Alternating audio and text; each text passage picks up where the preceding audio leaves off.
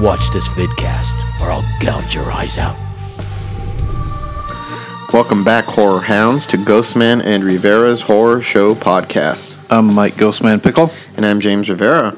Normally, this is the part where we would segue into Horror Show News, our segment where we recap the news of the week. However, we are not going to do that this week because we have a very big topic ahead of us today that we need to get started.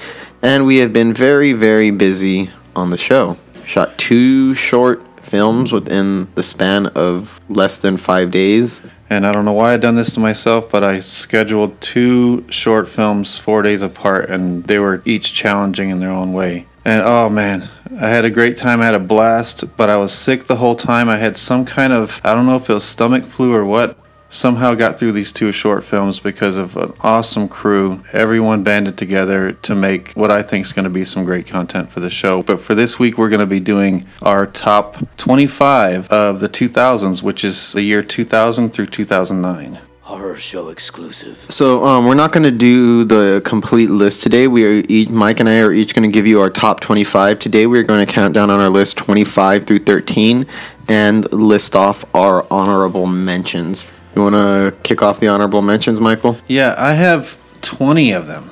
My top 20 honorable mentions. One is Them. It's a little home invasion type of thriller from 2006. Battle Royale from 2000, Japanese, I guess it's more of a exploitation action horror. Final Destination 3, House of Wax, the House of Wax remake with Paris Hilton.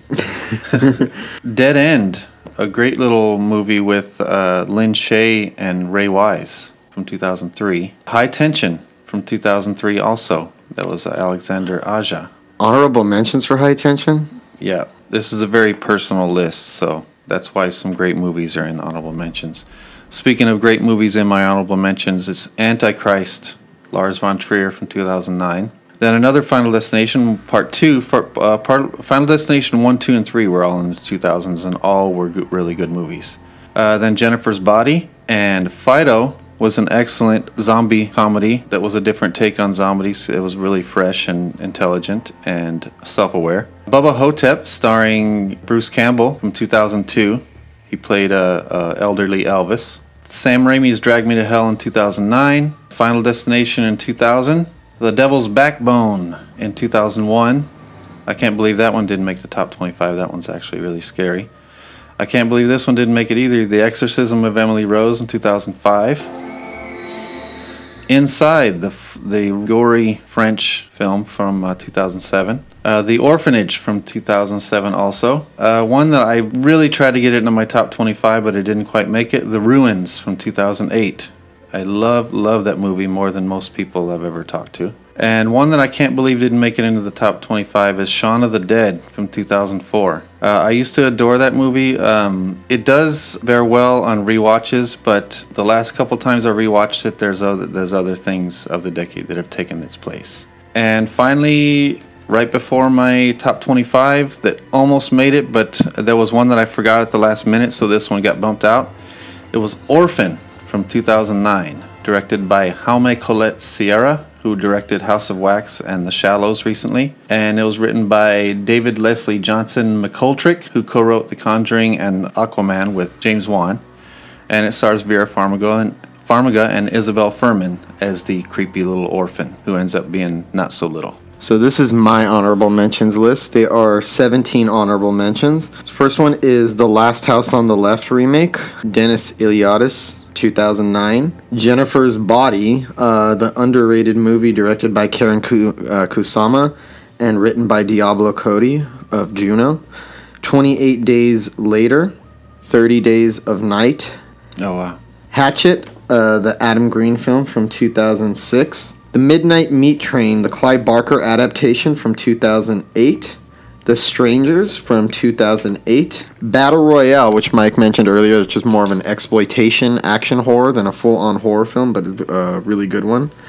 Diary of the Dead from George Romero from 2007, one of his last films. Freddy vs. Jason, a big guilty pleasure of mine that I always have a blast. A lot of people really hate it, but I've always had fun with this one. 1408 with John Cusack from 2007. Bug, the William Friedkin film with Michael Shannon and Ashley Judd going fucking bonkers. 30, well, actually, yeah, I revealed that I'm going in order of my honorable mentions. 30 would be Mulholland Drive, which is David Lynch. Now, as a film, I think it deserves to be higher on this list, but as a horror film, it would be lower. So if this were just films, is what I consider really high quality, this would probably be in the top 5. 29 is May from 2002, directed by Lucky McKee. 28 is Ginger Snaps from the Canadian wolf film from John Fawcett in 2000. Kicked off the decade. 27 is The Others from 2001 with Nicole Kidman. 26 is Shaun of the Dead, which is another one that even though I really love, and it's arguably better than a lot of the movies that made my top 25, but since this is a personal list, it stays at 26. So these are my honorable mentions, and I actually listed them off in order. Cool. What was your first couple honorable mentions? There was one that I missed there. Last House on the Left. Damn it. Jennifer's Body, 28 Days Later, 30 Days of Night, and Hatchet. All right. You mentioned a few movies. Fuck, I forgot. Last House on the Left, Midnight Meat Train, Diary of the Dead, Freddy vs. Jason, and The Others. And I'm too damn tired to add them. Fuck it. No, but I still love the list that I have, so I wouldn't change it for anything, but damn it, I forgot about those. So those could be your tacked on honorable mentions. Yeah, screw that. All right. Damn, there's too many in this damn decade, dude. All right, so what's your number 25, Michael? My number 25 was The Hoes Have Eyes, directed and co-written by Alexander Aja, who did High Tension, Piranha, Horns, and just recently did Crawl. That one for me is, like I've said on the podcast before, it's one of the few remakes that, for me anyway, it eclipses the original. Yeah, and this one, in its own right, is something special. Even take away the fact that it's a remake of a Wes Craven classic, it's still a great film. Yeah, it's very visceral, very real. Ted Levine has a great performance in it. Kathy Quinlan does. And what I think is a very special performance by Emily DeRavin. Yeah, I've always liked it because it was extremely relentless. Yeah. And it took the best parts of the original, The Hills Have Eyes, the intensity, like the attack on the trailer, and then takes that tension and builds a whole movie where it's non-stop like that the whole way through until the end. It has your heart pounding and racing out of your chest. Yeah, and the way it's shot, the framing of it and the look of it and the brutality, everything, and you even feel the emotion in it. So it's a pitch-perfect film to me, just very brutal, very intense from start to finish. And I love the design of the mutants and everything. And we just talked about this recently, but that one's worth mentioning again as my number 25. It's your number 25.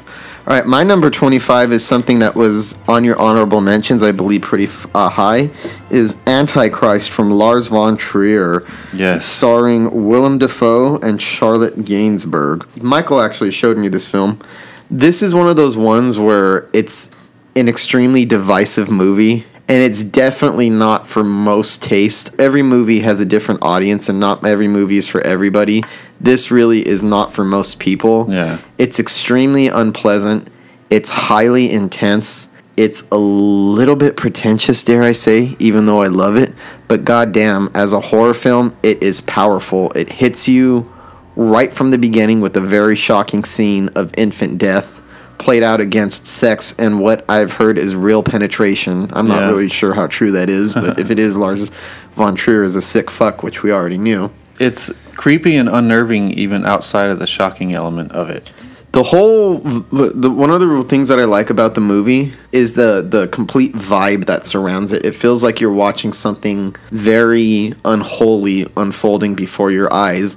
And some of the depraved imagery, which if you've never seen it, I'm not going to spoil, but some of the imagery is so depraved and so shocking that I actually literally covered my mouth a few times and it was in complete awe of what I was watching, just completely bulldozed by what I'd seen on screen. Yeah, and you don't see the devil with horns in front of you, but you see the presence of the devil and you feel it.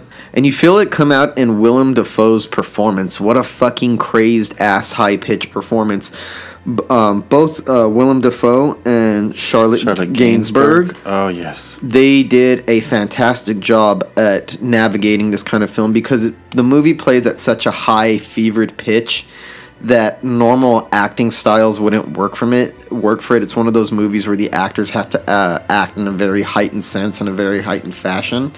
And the actors in this really rise and meet the occasion. They match the insanity and the chaotic feel of the movie with insane chaotic performances that always feel like they're teetering on the edge. The violence is something that will shake you the first time. There's one particular scene involving scissors that the first time I seen it, I was like, that is one of the most fucked up things ever put on camera. And it's heartbreaking too, because you see the disintegration of love and this marriage.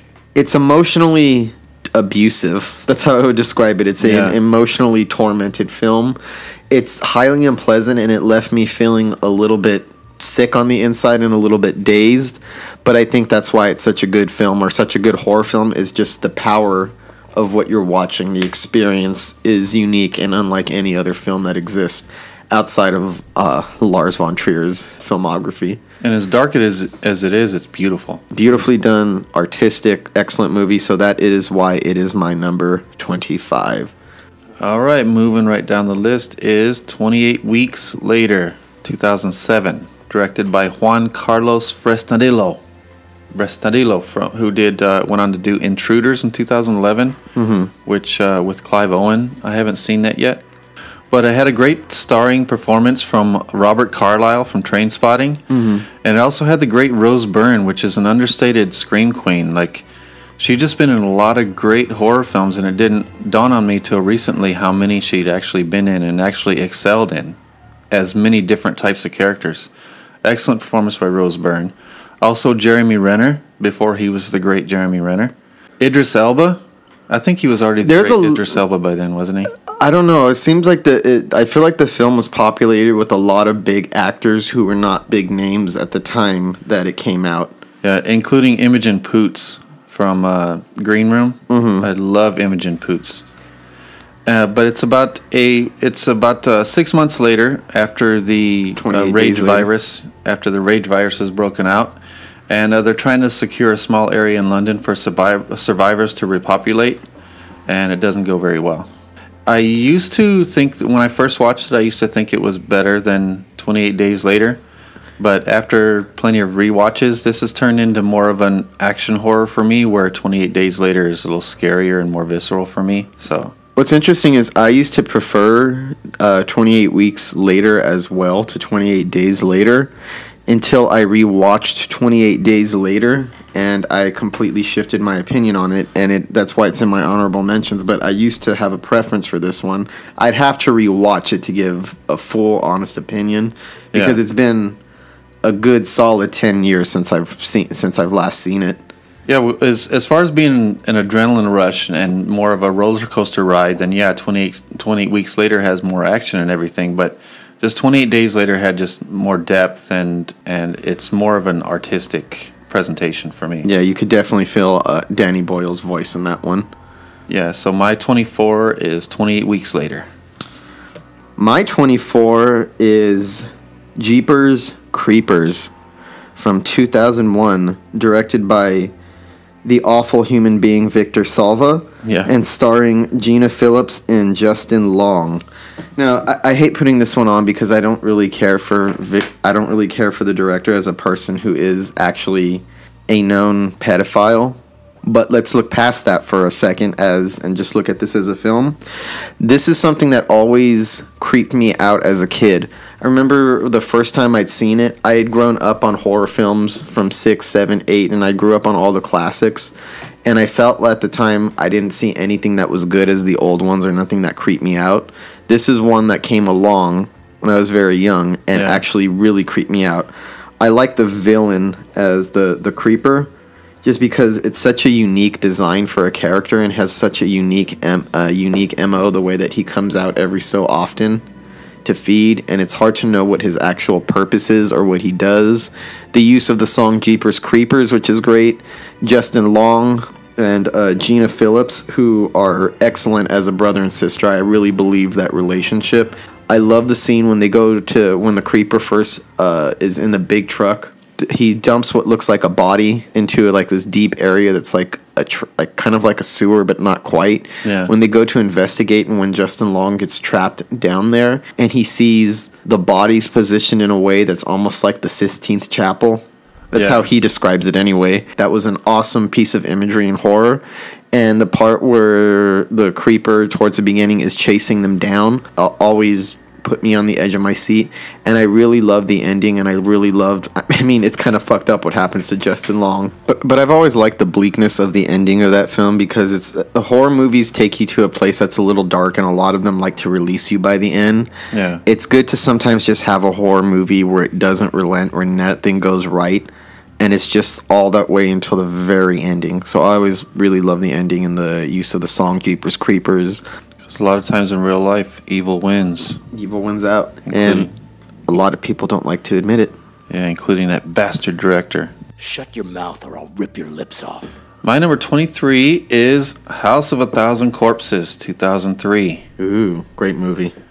We've been discussing this a lot lately for good reason. Not quite as good as Devil's Rejects, but definitely an excellent debut by singer-musician Rob Zombie. And I thought it was a really strong debut that he perfected with Devil's Rejects. But it was the birth of some already iconic horror characters. It was the first time you get to see Captain Spaulding, Baby, Otis, and Mama Firefly. And to me, that's like the definitive family of horror of the 21st century. One of the things that I liked about it is that it's very much, there's a whole strain of horror movies that are just like kind of like Texas Chainsaw Massacre tributes. Yeah. This is kind of like that, but it's a tribute to the Texas Chainsaw Massacre and the Texas Chainsaw Massacre 2.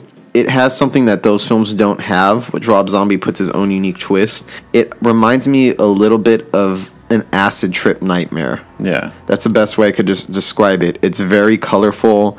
It's hallucinatory. Rob Zombie's first film, so obviously you could see that it's a first-time filmmaker in a good way, because first-time filmmakers have a tendency to be very hungry, where they want to do this and they want to do that, where the filters change, the colors change. There's a lot of experimental editing, a lot of unique inserts and pop-ins, imagery that doesn't make sense. It's very irrational, that doesn't square up with other parts of the movie that are actually very realistic. It has the energy of, let's try this, let's try this, let's try this, let's try that. It actually works, it sticks. And that approach, it could either fall really flat or it could really lift the movie. This is one of those cases where it's no holes barred energy really lifts it. It has a very colorful, jazzed up feel to it that I feel like it's very buoyant every time that you watch it. Yeah, and a lot of people talk about how annoying the victims were, and they were annoying, but they were still fun to watch. I mean, even though it had Dwight from The Office was one of the Rainn Wilson victims. Yeah, he was even annoying. But he was basically Chris Hardwick. Chris Hardwick was the most fucking irritating character in that movie. I mean, I think he's supposed to be. As far as Rainn Wilson goes, when I rewatched it recently, I felt like he was just playing Dwight. He's into science fiction. He's kind of nerdy. It was like, it's the same character. It's the same type of character that he's playing. And I really loved Sherry Moon Zombie's performance in the original one, because I feel like it's shifted a little bit. In the original one, she almost plays like a version of Harley Quinn with her cackle, her glee, the way that she performs, does like a miming performance of a song, the makeup that she puts on. It's more of a performance, like a play or something. Yeah, it's a little bit more vaudeville, a little bit more theatrical. And that's another good thing about the movie, is that it has a very in-your-face theatrical quality that somehow works amongst some of the gritty violence. Like, again, that's an approach that sometimes if you mix those two things, it doesn't work. He managed to make it work, because some of the imagery is very gritty and harsh and realistic in a way that's very disturbing, and some of it is just outright hallucinatory. Everything with Dr. Satan and the underground lair is, to me, the most fantastical thing that Rob Zombie has ever done, and he got it out in his first movie. And you have these villains that are larger than life that you're rooting for because the victims are annoying, and then he changes that dynamic, and he gives you those same villains that you rooted for, and he gives you them again in Devil's Rejects, but he gives you realistic victims that you're rooting for too. So it gives, I think that's what elevated Devil's Rejects, was the victims. And it was a more realistic film. Yeah. This was just the beginning. So But this was a wild, batshit crazy debut from Rob Zombie, and I still have yet to see the director's cut, and I really want to see that. I hope he digs that out one day. it's hardcore enough where I feel like it's a very untamed horror movie, and it's surprising that it's rated R, that they got away what they could. I too would like to see the director's cut one day because it's 17 minutes longer, and I imagine it would have been harder to put out theatrically. Yeah. But for us hardcore fans, we want to see more of the insanity. Yeah. So that was my number 23, House of a Thousand Corpses, Rob Zombie. Good choice, good choice. So my number 23 is The Hills Have Eyes remake Oh, okay. from Alexander Aja. And like I said, Eclipse is the original as far as I'm concerned. I love the color palette of it. I love the cinematography. I love the intensity. I love the relentlessness, the way that it never lets up once it gets going, and the brutally realistic gore effects. Yeah. Are a lot of what really sells it for me. I never felt like I was looking at anything fake at any point during the movie. Yeah, that blood was really wet. The color of it it stood out almost to the point of being fake, but it was just realistic enough to really get you in the gut. It's just another example of Alexander Aja's efficient brutality. His approach to horror is a very specific one that puts a lot of emphasis on relentlessness, where he doesn't care, which is fine because I love nuanced horror films where they're a little bit slower and it's a slow build and it's a little bit more atmospheric.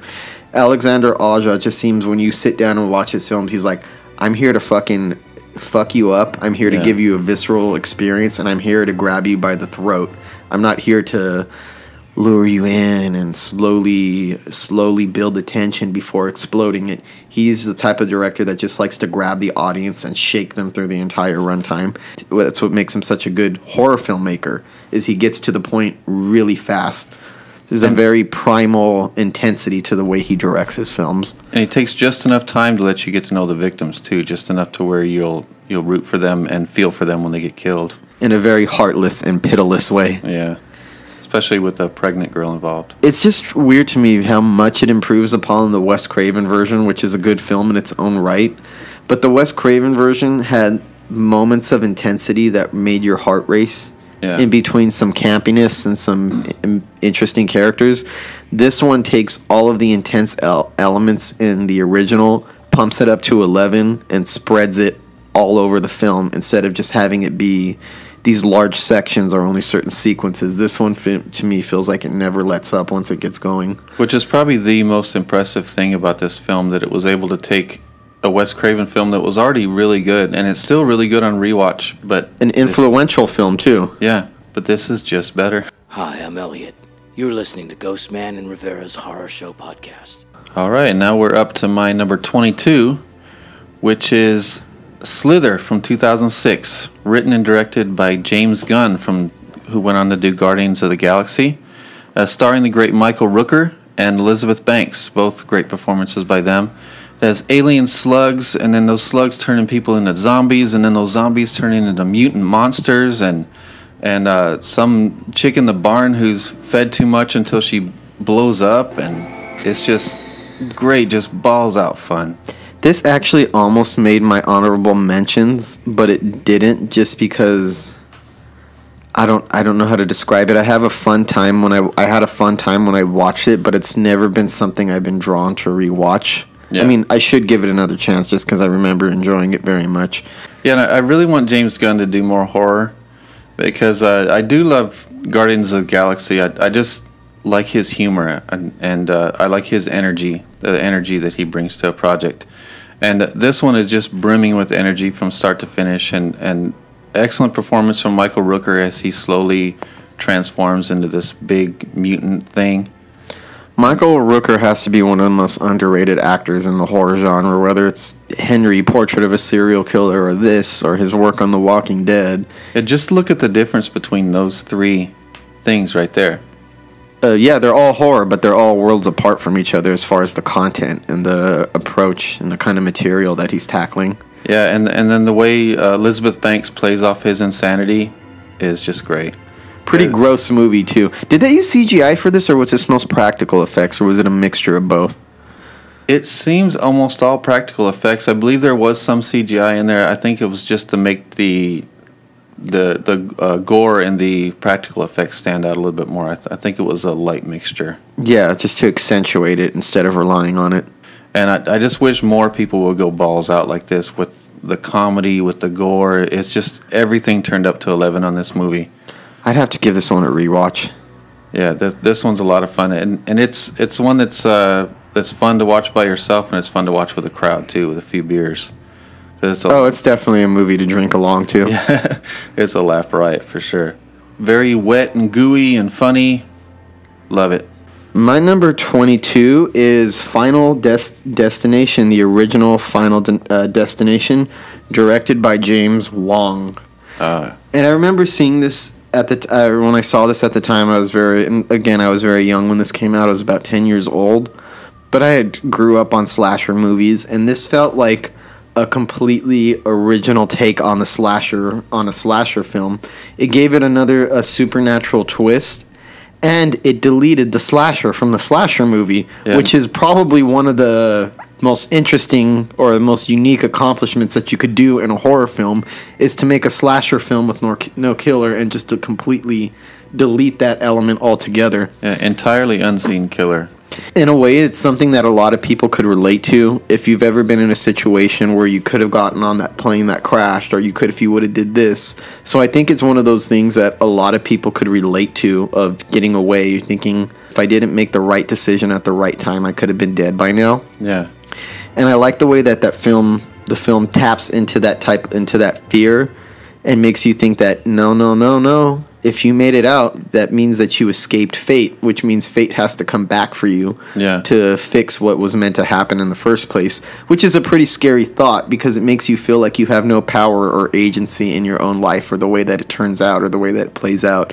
So I think fate, I don't necessarily believe in fate. I believe that some things are meant to be, but I don't believe that anything's set in stone.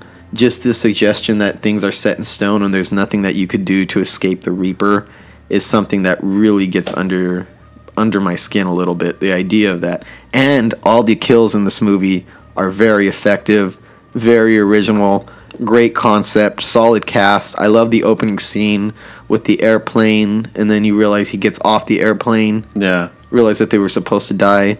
That's a perfect horror idea because of how original it was, and also it gives you an unseen killer, a new way to kill victims. Where it's just death itself. Yeah, where it's death itself. Fate is the slasher. Yeah, and it's ripe for sequels. You can take an entirely different group of characters, where a bunch of people are supposed to die and one person stops it, and then boom, just come up with scenarios to off each one.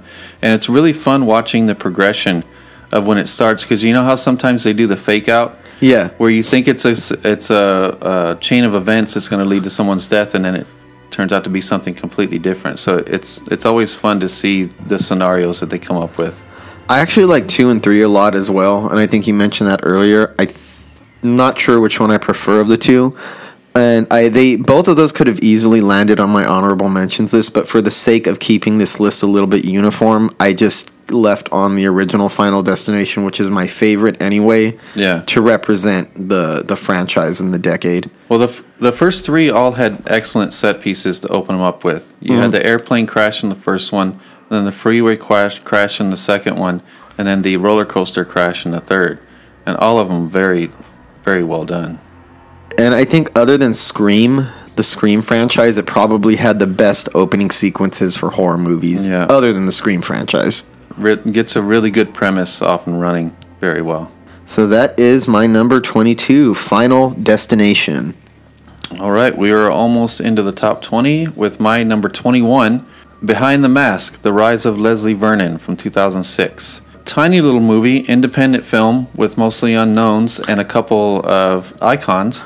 It's directed and co-written by Scott Glosserman, and it had appearances from Robert Englund in a great little performance, and the great Zelda Rubinstein from Poltergeist. Robert Englund is what made that movie for me. And this one is another one is brimming with humor. The great performance from Nathan Basil as Leslie Vernon, And another big standout was Angela Gothal's as Taylor Gentry, who ends up being the ultimate final girl. I love the whole premise of it. I love the twist. I love the humor. All the performances are good. You can tell everyone who worked on this film was passionate about making it and passionate about doing something new, like a documentary on a serial killer that goes awry.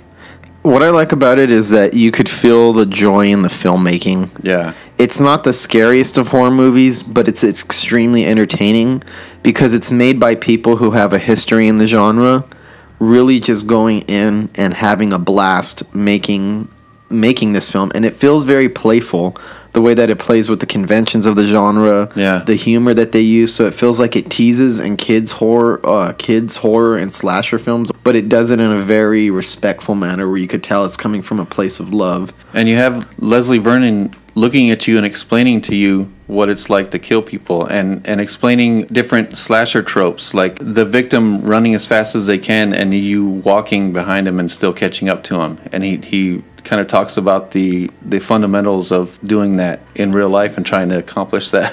And then he goes into the final girl and what weapon to use.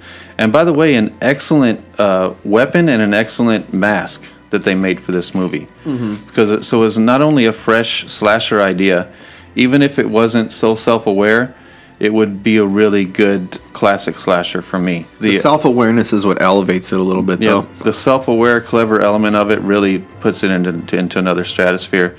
I've had a lot of great experiences in horror, and that's one of the reasons why I love the genre so much. But one of the greatest experiences I ever had was when I went to Fangoria's Weekend of Horrors. And they had a little thing where the cast of Behind the Mask: The Rise of Leslie Vernon went into this little room. It was just like you're in school and they wheel in a TV for you to watch a movie on. It was literally like that. It was a little room with the cast in it, and a few of us, I think it was like 20, 30 people came to see it. And we all just sat around with the cast and watched it and then discussed it with them afterwards. And they were all so passionate about it, and they were talking so much about doing part 2 of Behind the Mask, but it just never got made. I don't know exactly what happened with that, but they had a lot of struggles with trying to get funding for that. But I would still love to see that, another Behind the Mask. They still can do it. Great film, passionate cast. Fun movie. Yeah, I loved everything about it. It's another one in the 2000s that's fresh and new and something that hadn't quite been done before on this level. And plus being independent and low budget, kind of grassroots, there's something really special about it. So that's my number 21, Behind the Mask: Rise of Leslie Vernon. My number 21 is Hostel from Eli Roth. Oh, wow. Which is a very unpleasant torture film, but it's very effective at what it wants to be. And for my taste, it's still the best film that Eli Roth has ever made. For my taste, anyway. I agree. It's where I could understand that this would be divisive, because this is, to me, what really kicks off the torture porn craze. A lot of people would argue Saw, and I guess in a way it might have influenced it, but I don't consider Saw torture porn. No. I would consider the sequels to Saw torture porn, but not the first one, so I could see the influence. This is the first one that's full-blown and full-out. Its effectiveness comes from its forceful unpleasantness. That's the best way I could describe it. It's one of the most negative horror movies I could think of. The characters are all very unlikable. They're a bunch of douchebag Americans who act in a very crude and disrespectful manner in a European country, and they kind of get what's coming to them. And it just shows how a lot of traveling Americans are, the arrogance, the way that they behave in other countries, the way that they make a fool out of themselves. Yeah. It gives you these very unpleasant characters, and it makes you spend time with them for a good amount of time before anything shocking happens. And this is how effective the gore and the horror of it is. When they finally get captured and they're tortured, you spend the entire first part of the movie just disliking them and just shaking your head and being a little bit irritated by them. But because what they go through is so horrific and so sadistic and so inhumane, that you still feel some sympathy on a human level for these fucking really shitty people, these people who are behaving in a very shitty manner, and who are very obnoxious. And all the gore in the movie is extremely effective. It's sometimes hard to look at straight on. It's a little bit inventive in its sadism. Yeah. It's really hardcore and it's harsh, so I can understand this is I'd say one of the most divisive, but one of the most influential horror films of the decade. I think as a piece of horror cinema, it's a very crucial part of the decade in horror. You cannot talk about horror in the decade from the 2000s, 2000 to 2009, without talking about Hostel. Whether you like it, whether you dislike it, and it's hard to be indifferent to it, that's for sure. Yeah. It's one of those movies that's too strong in its content and its presentation and its execution for you to have lukewarm feelings about it. You're either going to really like this film and groove on the depravity, or you're going to find it repulsive and hard to sit through. It's very divisive, but it's Eli Roth at his best, in my opinion. It's still the best film that he's ever made. Yeah, and it's not just realistic. This is one of those movies where I watch it and I was like, that is something I totally would have fallen for. I'd totally been in there tortured with the rest of those people. I would have ignored their warning signs just like they did for the adventure, and I would have been caught up in that shit. I feel like this movie did for Americans anyway, because this specifically applies to Americans. Yeah. It did for backpacking in Europe what Jaws does for going to the beach or swimming in the ocean, or what Psycho does for the shower scenes. Because after I saw that, I just thought, fuck that. If I ever travel through Europe like that, I am going to be careful as hell. I am not going to trust anybody. Yeah. I'm not just going to stay anywhere. I am going to research. I am going to be very respectful. Yeah. And the reason why I think this is Eli Roth's best film is it fits him so well. It fits his style. Mm-hmm. And too many of his other movies just, I don't like it because he's putting his style into something. Like in Green Inferno, you're supposed to care about those characters, but you don't. In Cabin Fever, you're supposed to care about those characters, but you don't. It just ends up being stupid. And with this one, you can't really care about the characters, or the torture would be just too much. You know what I mean? You almost have to enjoy it up to a point. Like, yeah, give them stupid Americans what they deserve. And then it goes a little too far, and you're like, oh, shit, leave them alone.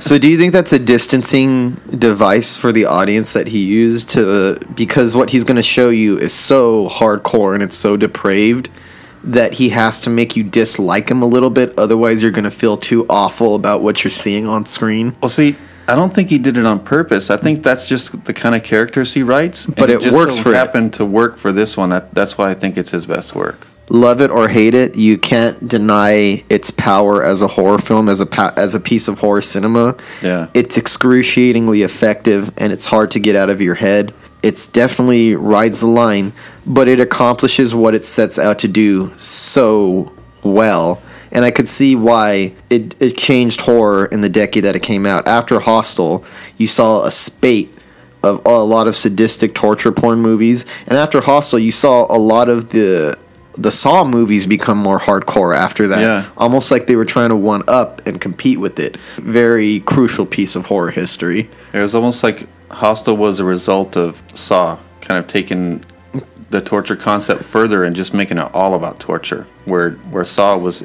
torture was just an element of it. And understandably, that's going to be a turn off for a lot of people. It does very well what it sets out to do. And that is why it is my number 21 film. Listen to this podcast, or I'll gut you. All right, that brings us to our top 20. And my number 20 is The Children from 2008. This one feels so very personal to me. It's written and directed by Tom Shankland. It's a British horror film based on a story by Paul Andrew Williams. The standout performance in this is Rachel Shelley. She is an actress from The L Word. She really shines in this as one of the moms. It's about one sister and her family go to spend New Year's with her sister and her family in an isolated country home.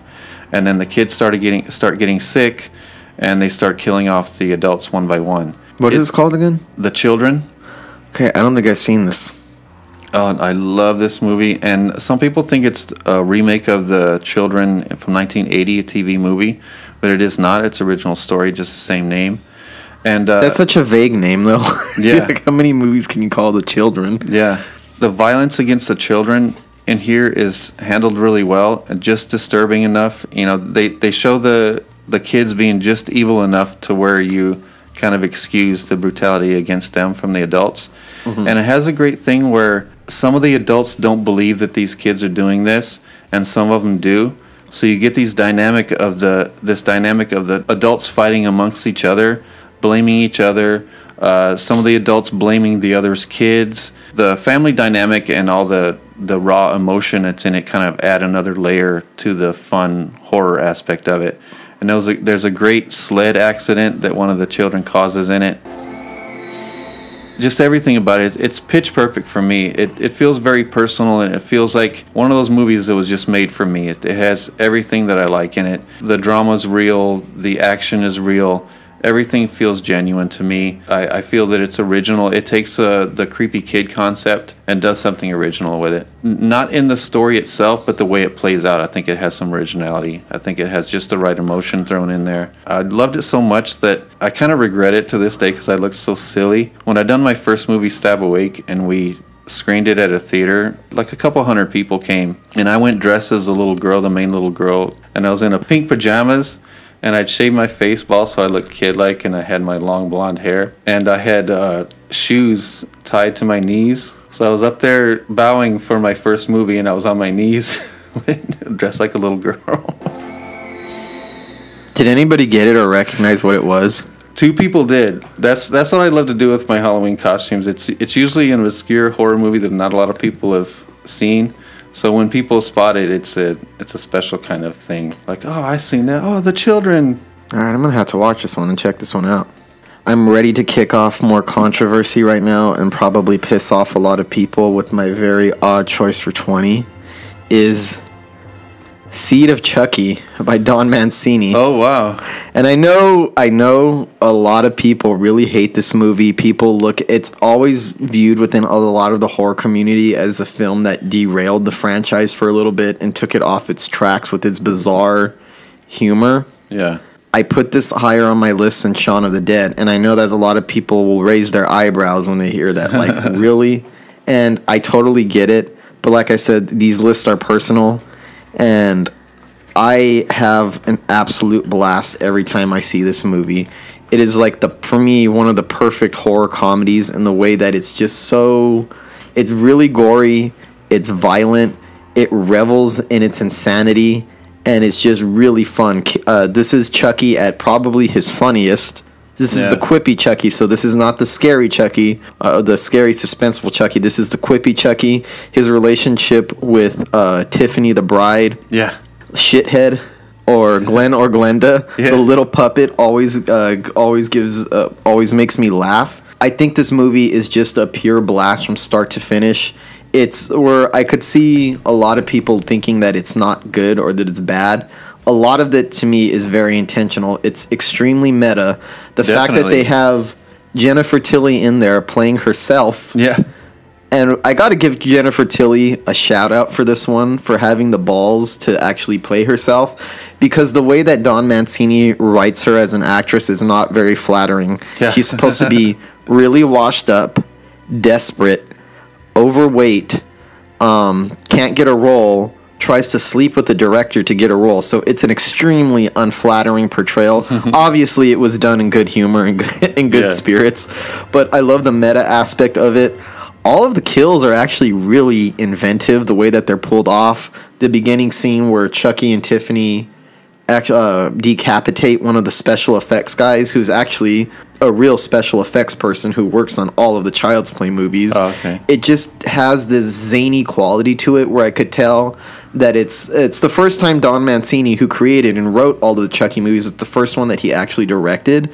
I could tell that it's made from people who are having a blast just seeing what they could get away with and how ridiculous they could put it and how much they can push it over the top. And I think John Waters' presence in the movie signals the type of trashy spirit that they're going for, that they're just there to have a gory good time and make the audience laugh and really entertain them. And it's a very interesting shift for the Chucky franchise for me, because Bride of Chucky had some of that humor in it already, but it still retains something of a classic feel. This one just feels like balls out zaniness just for the fun of it, but I could feel the fun that the filmmakers were having. And for me, the fun is infectious. Every time I see it, I always watch it with a smile on my face from start to finish. It always makes me laugh. I think it's pretty colorful. I think it's inventive. I love the presence of Redman in there. Oh, yeah. That was the weirdest thing, Redman directing a biblical epic about the Virgin Mary, which sounds like the most absurd fucking thing in the world. Yeah. Having John Waters watching masturbating dolls and thinking they're midgets and you going, God bless the little people, just tells you what this film is going for. So I think a lot of people take this one way too seriously when they think it's not scary or anything like that. It's not supposed to be. It's just supposed to be a blast, and it's just supposed to signal a different shift in the franchise, and I think Don Mancini did a really good job. And what makes it more impressive, you've seen The Curse of Chucky After, which is his follow-up film much later, almost a decade after. Yeah. Nothing like Seed of Chucky at all. No, it's like a completely different style of filmmaking, but he made them both. And I think it showed that Don Mancini is the one who needs to be in charge of the franchise from there on out. So for my number 20, it's Seed of Chucky, just because I have a fucking blast with this movie every time I watch it. Well, it was cheesy without being cheap. No, it didn't feel cheap to me. Everything that was cheesy about it was very on purpose. High production value, by the way. Yeah. Universal funded this film, so of course it has a very high production value. Yeah, like really crisp and colorful and clear. I like it's a very colorful movie to look at too. Aesthetically, it's very pleasing to the eye. Yeah. More than I think it gets credit for. I think there's more visual inventiveness in the filmmaking than a lot of people actually realize, because some people I think are too busy balking at the completely absurd nature of what it is to actually see what they were going for, to see what's in front of you. Yeah. And because I love the Chucky franchise. Yeah, Chucky's great when he's scary, and he's great when he's cheesy. Yep. I'll take him either way. Yeah.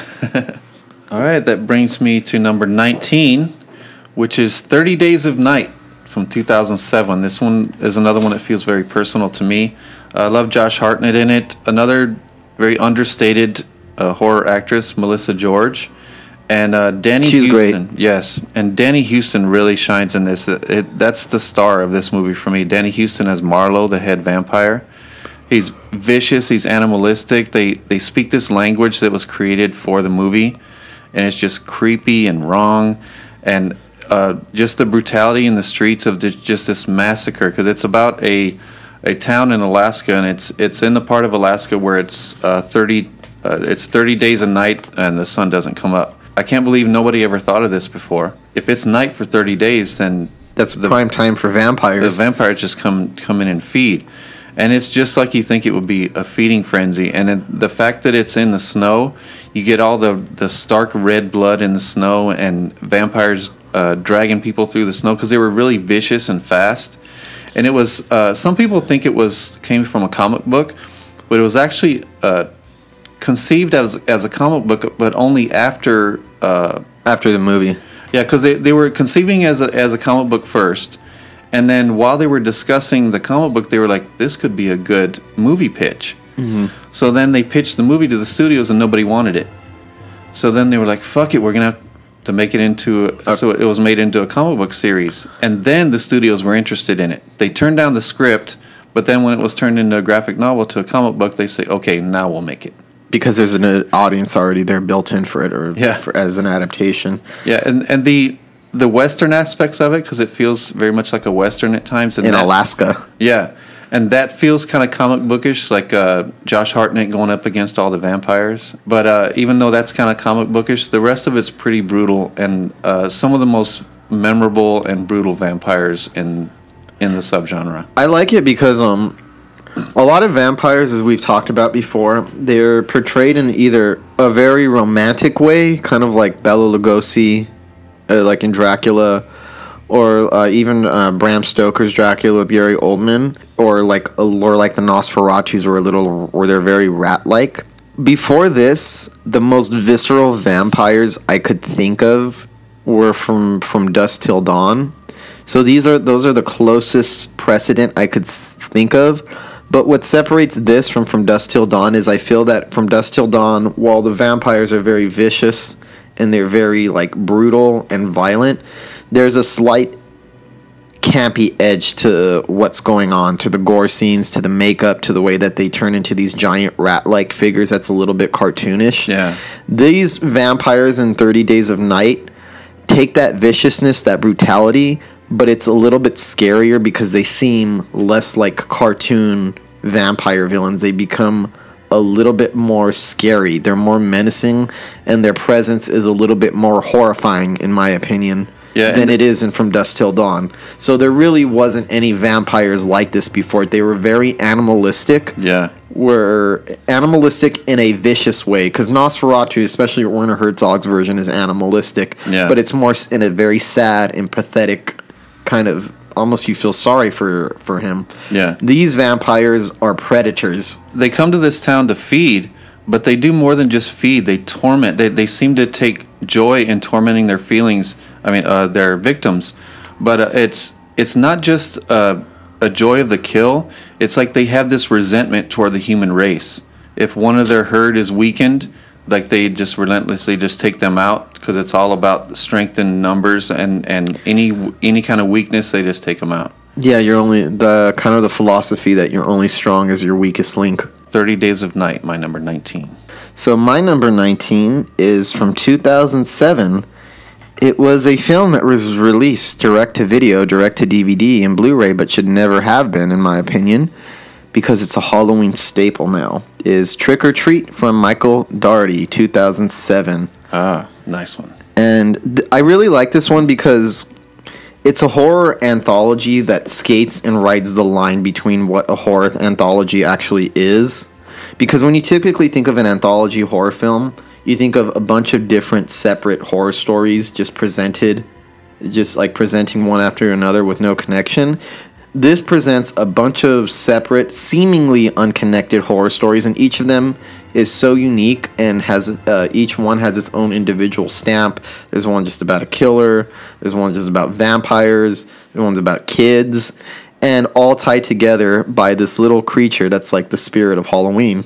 You could put it on every Halloween season because it puts you right in the spirit. I think there hadn't been tons of horror movies, but it was the most Halloween horror film since the original John Carpenter's Halloween in 1978. This is the first one since then that, to me, really became a true Halloween staple, something that you should watch on Halloween. Yeah, there's a lot of movies set on Halloween, but this movie is Halloween. Yes. To the core. It's a horror movie that could not exist without the holiday itself. And it has a really good cast of people in it.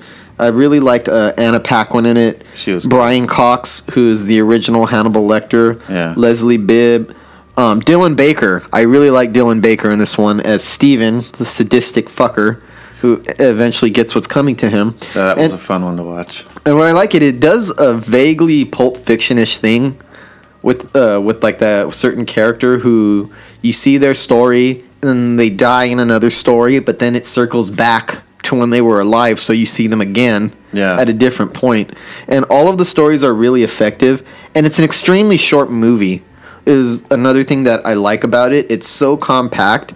I'm surprised that within an hour and 20 minutes that they are able to pack as much variety of storytelling into it and find a way to manage a way to tie it all together. And it's a fun horror movie. It's exciting. The scares are really good. I even like some of the songs on the soundtrack that they use, like using Marilyn Manson's Sweet Dreams during the vampire attack. And it's another one that's colorful and nice to look at, too. And I didn't find out till recently that this was never released to theaters, that it was a direct-to-DVD movie. I didn't realize that. I feel like it deserved a little bit better than that. A lot of direct-to-DVD, a lot of direct-to-Blu-ray movies, direct-to-video, whatever you want to call it, they kind of go under the radar and are pushed to the side, and they're always viewed as like the bastard stepchildren of cinema. Yeah. But this is one that's outgrown its roots as a direct-to-DVD feature and has become a cult classic for horror fans to watch every Halloween. So it really transcends its roots. And I think they actually occasionally show it theatrically in certain revival theaters now, so you could actually see it on the big screen sometimes. If you set out to make a movie that's a staple of a holiday, especially doing a horror movie that's a staple of Halloween, you really have to come with the big guns. And you really have to make that awesome, and you really have to make the rewatch factor really high. And I think he achieved that in spades with this one. Like, just wow, I enjoy it every single time. I watch it every year, And every time I watch it, it affects me just as much as it did the first time I watched it. It never loses its magic for me. It is probably the perfect Halloween film. Yeah, I agree. Perfect Halloween film. Has everything I want to see in it, and the fact that Sam is the little character that's kind of weaved in through all the stories, and his own story is one of the best ones. Yes, it is. We won't ruin it for the audience if you haven't seen it, but Yeah. it's a great little horror icon. Yeah. That's my number 19 is Michael Dougherty's Trick or Treat, a Halloween classic. That brings us to my number 18. Was the beginning of one of my favorite directors in horror, Mr. James Wan, who directed Saw in 2004. Directed by James Wan and written by the great Leigh Whannell. And this is their first collaboration. They both collaborated on the story. Leigh Whannell wrote it, and James Wan directed it. And they made this in film school. They came up with the whole concept and everything. And these two Aussies made it in film school and were able to get it made in Hollywood after conceiving of it in Australia. This came out of nowhere and became huge, and then turned into the biggest franchise in horror history. It kind of defined the 2000s the way that A Nightmare on Elm Street and Friday the 13th defines 80s horror is what Saw is to that decade. Yeah. It's the one where it became like something of a Halloween tradition, where endless sequels where they all made money and people went to go out to see them in droves. But at the same time, none of the sequels for me, even at their best, ever matched what the original Saw was and how original it actually was at the time, and how unprecedented it was, and how we had never seen a horror movie quite like that before. Yeah, and this is the first movie I can remember, horror movie I can remember, where the hype killed it for me. Because I didn't even like it that much when I first went to see it in the theater. It was just so new, and it was it seemed a little racy and dangerous at the time. Watching it again, it doesn't seem as dangerous as it did back then.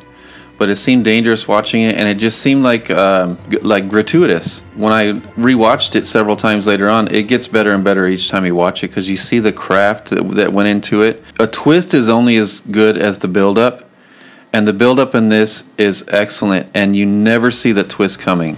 And people forget how good that twist was, because, I mean, I'm not afraid to discuss this as a spoiler. We all know that Jigsaw's purpose is to teach people, give them a life lesson, to teach them to be grateful for their lives. So he selects his victims very carefully. I don't think there was any horror film that did that at the time. It has some standout performances from some great actors for being such a small film. Cary Elwes was really good. Danny Glover. And Leigh Whannell in a great acting performance in his own right, the writer of it. The great Shawnee Smith from The Blob. Monica Potter had a good part in it, and of course the great Tobin Bell as Jigsaw. Really original twist, like I said. Everybody knows it now, but at the time, it was actually genuinely shocking to see how it ended out, to see what the truth was behind all of this. At the time, it was really shocking. I feel like it's hard to convey just how effective it was originally. Yeah. Because it's become such a part of horror lore and such a big part of pop culture in general that everybody already knows the twist before they even come to see it. Yeah. They already know it is when it's kind of like in Psycho, the same type of thing where everybody already knows when they're going to go see Psycho that the main character is about to get killed 30 minutes in. Yeah. Where it's hard to separate and just stand back and remove yourself from the influence and just look at it at what it did at the time. Yeah. I think it's hard to appreciate that. And it feels bigger than it is. And it doesn't feel as confined as it is, because it's mostly one room, two guys. And it was the most psychological out of all the Saws, I think. Yeah. None of them ever compare to that. Like I said, I enjoyed some of the sequels in a offhanded kind of way. Yeah. But the original Saw was something very special when it came out. And the set design and stuff, too. Yeah, very grimy. Grimy and realistic, but really stark and really jumps off the screen. Yeah, and you see the beginnings of a really great director, and I love his use of color and darkness, and the blacks in his movies are always really black. Really like Saw, and it gets better with each rewatch. Good choice. So that's my number 18. Listen to this podcast, or I'll make your dog eat your wife. Yeah, so my number 18 is Signs from M. Night Shyamalan. This is one of those ones where I need to get the negative part of this movie out of the way before I discuss why I love it so much. I fucking despise the ending of this movie. I think its ending is stupid. It's contrived. It's cheesy. When they reveal the alien, it destroys a lot of the suspense that it had built up to that point. The whole aspect where just swing away, Meryl, with the water and everything, just solving everything, and everything ends up nice and perfect, is fucking dumb. I really don't like the ending of this movie. So it's very M. Night Shyamalan is what you're saying. Yes, it's very M. Night Shyamalan. Having got that out of the way, why it's in my top 20 is because I think everything about this is so brilliant. Everything else about this movie is so brilliantly done. And it shows a filmmaker at the top of their craft. Yeah. For the most part, until the stupid ending, you don't really see the alien for most of the movie. It creates unbearable tension and suspense throughout the entire movie that the first time I saw it, I felt my heart beating. I was on the edge of my seat. Just the scenes with Mel Gibson and Joaquin Phoenix. When Mel Gibson walks out into his cornfields, he hears something out there. It's very darkly lit, very atmospheric, just so well filmed that you could feel the tension like you're in that cornfield with Mel Gibson. You hear things coming around on the way that the sound design works and the way that you keep hearing things coming out from different corners. And he just turns and barely catches a glimpse of what looks like an alien leg stepping away or stepping through the cornfields. Yeah. And it gives me fucking chills to this day. This movie does a fantastic directorial job of not showing you anything and using that to its advantage for the entire thing. It has the quality of some of the best Twilight Zone episodes. It has it has Mel Gibson, who I really like, and of course the great Joaquin Phoenix, who's just, by the way, just killed it as a Joker. But that's a whole other conversation. The story is very emotionally grounded for the most part. You care very much about the lives of this little family. You care very much about their tragedies, what they've been through, their heartaches, and the way that you see the presence of aliens slowly reveal itself throughout the entire movie builds up this unbearable tension that is just absolutely masterful. As a piece of filmmaking, up until the last 10 minutes, it's pretty much flawless. I love the scene where Joaquin Phoenix is hiding in a closet watching videos of an alien walking by in Mexico at some kid's party. He's behind, and then he jumps up. That always scares me. There are so many scenes in this movie where I feel like hair standing up on my arms, those goosebumps. The characters are so fucking great in this movie. They're so compelling. It hardly shows anything the whole way through, but it's a masterful exercise in barely showing anything and using that to just creep you out and tug at your imagination. So despite my problems with this fucking awful ending, the rest of the movie is too well done as an exercise in existential dread and horror and fear of the unknown that I cannot deny its power. Yeah. Even the scene where Mel Gibson is peeking under a door and he's using a knife to try to see if there's something in the cabinet. That was a scary scene. Oh my god, that scene scared the shit out of me. There are so many scenes in that film that just scared me, that just barely showed tiny little glimpses of it. Yeah. And until it shows the full alien, which looks stupid and ugly when they finally see it, it's so fucking effective. So for that reason, Signs is number 18 on my list, just for the sheer forcefulness of the way that it gets inside your head, and the way that it lets that tension grow and linger in you through almost the entire runtime. And it shows that when M. Night Shyamalan's at his best, he is a top-notch filmmaker. And it shows that he's a top-notch filmmaker who doesn't always know how to end his movies. Yes, he doesn't know how to end it. There are other films of his where the ending kills it a lot more than this one does. This is one of those ones where even though I think the ending is bad, everything else is done and executed to absolute perfection, that I enjoy rewatching it over and over again, even though when the end comes around, I start rolling my eyes, just pretend it didn't happen. I always love a good alien movie. So that's my number 18, Signs. Always gives me the creeps. And more proof that with M. Night Shyamalan, what you don't see is usually more effective than what you do. Exactly. All right, that brings me to my number 17, which is written and directed by the great Ty West, one of my favorite horror directors, The House of the Devil from 2009, right at the end of the decade. That's a great film. Starring Jocelyn Donahue, Tom Noonan was really great in it. Greta Gerwig, I fell in love with Greta Gerwig after this movie, even though she had a really small part. A.J. Bowen had a small but memorable part in it, and the great Dee Wallace. This is one of those really slow burns, and there's very long sequences of just one girl, Jocelyn Donahue, just walking around this big creepy house, and damn it, every second of it is effective. And I usually don't like, I call it meandering, where you meander too long with nothing going on, but there's something about the mix of her acting and the kind of dread that's laid out before you and the not knowing what's coming up next. It's just this anxiety that just kind of tugs at you the whole time. Just when you think it's going a little too long, that's when something happens to kind of shock your senses. And Ty West loves to do that. This is going to sound like a backhanded compliment, but it's actually not, because I actually have this film on my list. I'm not going to reveal where it's on my list. It's brilliantly boring and dull at times, and I mean that in the best possible sense, because it's a film that does meander, and it does take too long to get to the point. But if it wasn't directed and it didn't play out like that, it would not have nearly the same effect that it does. Yeah. It actually puts you in the mind frame of the main character who's just there to babysit the house. While you're there, you get a sense of the boredom that she feels, how mundane it is. Yeah. And it really puts you in your that headspace that there's, even though the house is creepy, there's something that's almost excruciatingly dull about what's going on. And that in itself builds tension, because you know there's something off, but I can't just place what it is. Why is there's nothing happening? And it just builds this tension. And when the shocking scenes do happen, they're all the more that effective. So I think it uses the tedious scenes to fantastic effect. Where for me, it works really well, but I could see how this would be a turnoff for a lot of horror fans, because it is a very slow build-up. And when I say it's slow, it could be termite-like at times. That's what makes it so good. That's part of what makes it effective. Where you never know when the horror is going to jump out at you.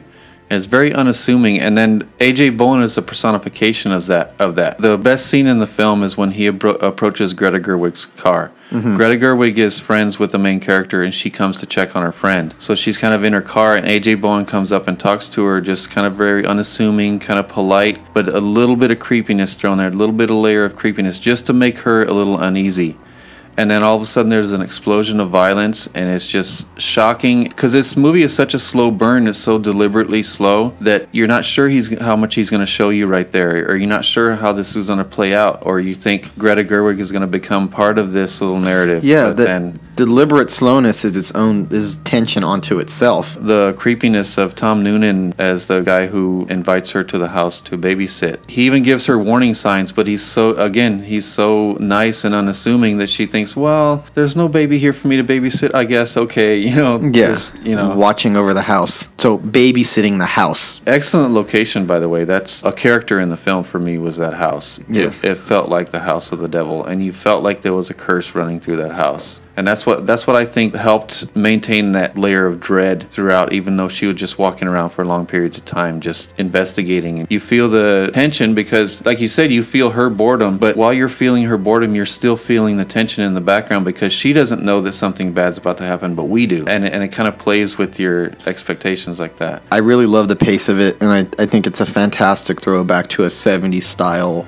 haunted house film. And it plays out like a masterwork, like Rosemary's Baby. It had a very Rosemary's Baby vibe for me. That's a really good choice. It's a little higher on my list, but yeah, excellent choice. Love House of the Devil. And for me, Ty West can do no wrong. Even his Cabin Fever sequel, I thought it was better than the first. So I love Ty West. So I don't know why he's not making movies. Give us some more Innkeepers. Give us some more House of the Devil. Let's do this. So that was my number 17, Ty West's House of the Devil. My number 17 is Neil Marshall's The Descent. Oh, wow, that's pretty low. I like this movie a lot, but the ones that I put above it, I don't know, they just speak to me a little bit more. Okay. Like The Hills Have Eyes, which you mentioned before, it has that sort of relentless quality, and to an even greater degree. And it's such a visceral movie. I love the editing style of this because it's so chaotic. And I love the all-female cast where they're going into this really dark cave. And I love the creatures, because you don't get to see them that good, but when you do see them, they look fucking horrifying. They look like demons almost. They look like they border on demons. But the way that it's edited and they appear so fast and so close, and how dark it is, that it starts to, the sense of claustrophobia starts to really sink into you when you're watching it. That really tight sense where You can't see much that's happening around you, but you know there's predators all around, and they move really swift and fast, and any false move is going to get you eviscerated. Yeah. Very bloody film. One that once it gets started, once the horror gets going, the tension never releases or never lets up at any point. I love the irony of how the saying of they went somewhere where no man has ever gone before, and it's all women. The claustrophobic aspect of it, and you really felt like the cave was closing in around you while you're watching it. And usually claustrophobia in movies is a little bit more measured. Movies that are claustrophobic are tense in a very slow, drawn-out way. Yeah. This is claustrophobic in a way that's overwhelming, where I don't know that many films that go for that claustrophobic angle and are as visceral as this is at the same time. Well, I love the horror tension, but I also love the tension between the characters. It sets up their relationships, and there's kind of some animosity between some of them. I think it accurately shows how a group of friends can kind of build animosity amongst each other, and it kind of be unspoken for the most part. And then when they're thrown like in real life. Yeah, and when they're thrown into a situation like that, it kind of bubbles to the surface. You're listening to Ghostman and Rivera's Horror Show podcast. So my number 16 is 1408 from 2007, starring John Cusack and Samuel L. Jackson. It was directed by Mikhail Harstrom, who went on to direct The Right with Anthony Hopkins in 2011, which wasn't as good. It was a pretty solid movie, too. And the writers were an interesting pair. It was Matt Greenberg, who went on to write Halloween H2O, and then Scott Alexander and Larry Kalosowski, who wrote Ed Wood. So it's the writers of Ed Wood and the writer of Halloween H2O. And it's based on a short story. It's an odd combination. Yeah, based on a short story by Stephen King. This is another one very stripped down, very mostly one location, a lot of it one actor, and damn, really effective. Much like Gerald's Game, another Stephen King adaptation. One person in one room, and very effective. And it takes a special type of actor to pull something off like this. And I think this is one of John Cusack's best roles. I think it seems bigger than it is. Usually, if you want to do all those things in a film, you have to open up the locations and not confine it so much. Yeah. This found a way to confine it and still make it feel bigger than what it actually is. You're in this one haunted room, and then when it becomes supernatural on top of being very psychological, and you get into John Cusack's mind, that's when it really opens up and seems to get bigger. And all the revelations are great. I think a lot of scenes in it were genuinely scary, and this was 2007, so a lot of the haunted house themes and a lot of haunted house type of scares had been done before, and this one made a lot of those feel fresh. I think it feels fresh because it's a supernatural horror film that feels just as psychological as it does supernatural. Yeah. So you feel both going on at the same time. You feel the supernatural presence, but you also feel that a lot of this has to do with what's going on in John Cusack's head. Yeah. The torment, the personal anguish that he's feeling because he suffered a tragedy, which is one of the reasons that he's there.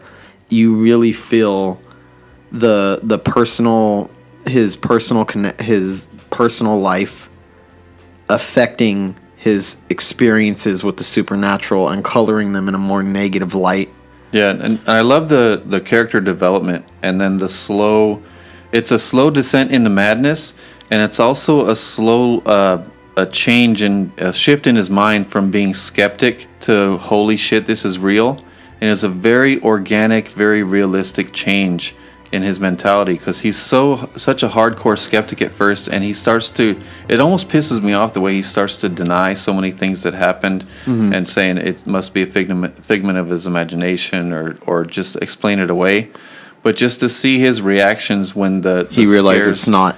Yeah, when the scares get more visceral, when they start getting more psychological, and he starts feeling the madness coming on, it's a very natural progression, and I just love all the character development, and I love everything that happens. I love how it plays out. And isn't Samuel L. Jackson one of the best versions of that type of stock character in a horror movie? The one who's the ominous older gentleman who's warning you about, no, do not go here, do not go there. He's arguably the best version of that type of archetype in horror movies. Yeah. And because he's given more screen time than most of those ominous warning men are usually given. They usually just whisk them onto the screen really quick to either warn a group of people to not to go here or to not go to Camp Crystal Lake or beware of this location or beware of that.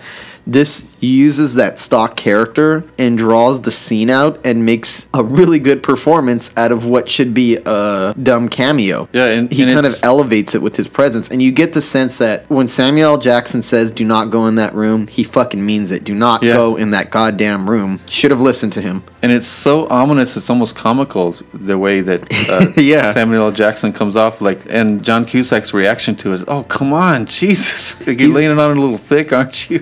That's why it's probably the most memorable version of that type of stock character in a horror movie. Samuel L. Jackson elevated the ominous warning. So this one is another one of my all-time favorites being part of this decade. My number 16 is the pop culture phenomenon Paranormal Activity from Oren Peli. It was made in 2007 but was not released to the general public until 2009. My perception of the movie is very much shaped by my experience going to see it. I had one of the best times I've ever had in a movie theater was going to see Paranormal Activity, because I remember the hype that was building around it, the marketing campaign that the studio did for it. When it first came out, it was only playing in select theaters, and there was a lot of hype around it.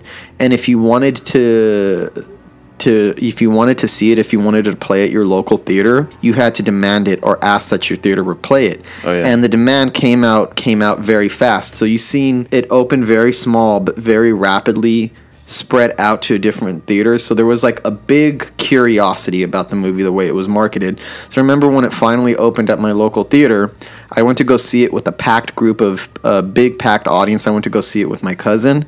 And man, did that work the fucking crowd over so much. Where it's a very effective supernatural horror movie. It's one that seems realistic because of the found footage aspect, but Paranormal Activity is elevated by the audience interaction. So if you've ever had a chance to see it in a packed audience, you know what I mean. It's a very much an audience participation film.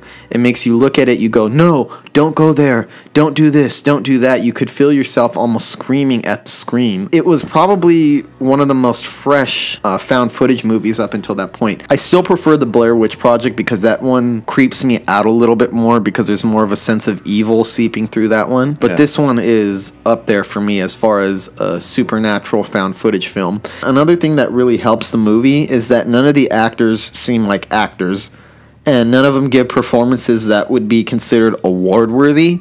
Yeah. But they seem like real people. They seem so fucking natural that you actually believe that Katie Featherston, who plays herself, and Mika Sloat, who plays himself, are actually a real couple who are really being haunted.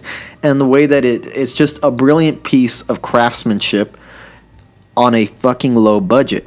Yeah. And that's another thing that makes it so inspiring. It shows that you have just one location, a very low budget, and just a couple of actors. You could create tension and suspense just by leaving the camera here for a long time or just moving the sheets off the bed very slowly. And like I got the sense in the audience that even people who were skeptical at the beginning of the movie, by the time it came around to the end where Katie's crawling towards the camera and she looks scary and demonic, people in the audience were covering their eyes, yelling, trying to look the other way. Yeah. And just for me, it was one of the funnest movies I ever had the chance to go see in a movie theater. And it's a very special experience where I still love the film on its own.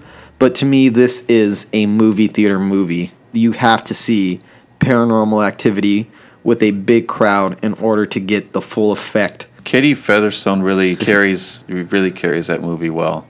She's really something special and just came out. She was a fairly unknown actress. I think she was working at a coffee shop or something when she auditioned for it. But man, just something about her performance is special, and you're really invested in her story. And she seems like a real person. Yeah, she's kind of woven throughout the whole story of the rest of the movies, and it all really works. I always like seeing her. And there's just an ingenuity to the filmmaking. Yeah. The sheer inventiveness of it is just so inspiring. And it's one of those found footage movies where, for the most part, it's believable that the camera would be on the entire time because of the way that the Mika character is, his obnoxiousness, his arrogance. He seems like the type that would try to challenge a supernatural spirit in his house and film everything and be arrogant and pull out the Ouija board. And he's very infuriating. But I mean, without that character, things wouldn't have escalated to the extent that they did at the end. But he's the way a lot of people would be in that situation, where they would deny it to the bitter end. Yeah. Because they can't believe that it can be possible. And another cool thing about it is, I think a lot of people, when they went to go see a Paranormal Activity, they thought it was a ghost movie. And usually when you think of paranormal, that's the first thing that pops to mind. I think it was very pleasant surprise that it wasn't a ghost, that it was actually about a demonic entity who who follows one person, where the person is being haunted, not the house. So it doesn't matter where they're located. If they go to a hotel, if they go to a friend's house, no matter where they stay, they cannot escape that presence. And that gives it an extra chill, knowing that even if they left the house, it wouldn't make a damn bit of difference as to how this is going to play out in the end. Well, just like with Blair Witch, I think they built a nice little folklore around this movie. And I like where the story went in the other sequels, too. Yes. So for me, Paranormal Activity, standout of 2000s horror, number 16 on my list. All right, that brings us to my number 15. Another one of my personal favorites, May, from 2002. Very good movie. Written and directed by the great Lucky McKee, who also did The Woods, The Woman, another great movie, and All Cheerleaders Die, a little more of an obscure movie of his, but that one was really good too. It stars Angela Bettis in a classic performance. I think she's so good in this. She's become a horror icon to me with this one performance. Even though she was in Tobe Hooper's Toolbox Murders, and she also played Carrie in one of the remakes. She was actually a very good Carrie. And it also stars Anna Faris and Jeremy Sisto, both in great performances. May has a really bad traumatic childhood, just like Carrie did. And she tries to connect with people throughout the movie, and she's painfully awkward.